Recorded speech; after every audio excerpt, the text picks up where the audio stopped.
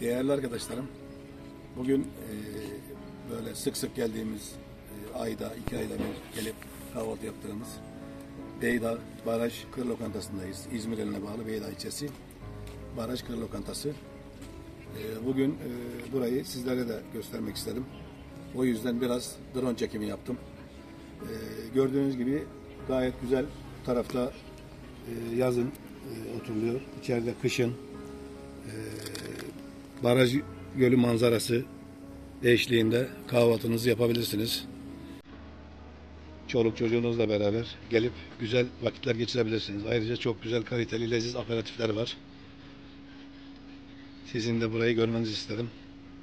Kendinize iyi bakın. Dikkat edin, sağlıklı kalın. Görüşmek üzere. Bu arada drone çekimine başladığımız sırada köpekler drone'u kuş zannedip peşinden epeyce koştu.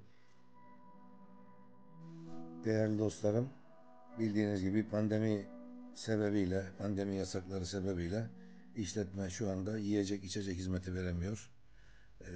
Daha sonra gelip buradan güzel leziz kahvaltılar alabilirsiniz. Ayrıca size iyi seyirler diliyorum. Bu videom biraz amatörce oldu. Cihazı öğrendikçe daha iyi videolarda görüşmek üzere. Kendinize dikkat edin. Kendinize iyi bakın. Sizleri öpüyorum.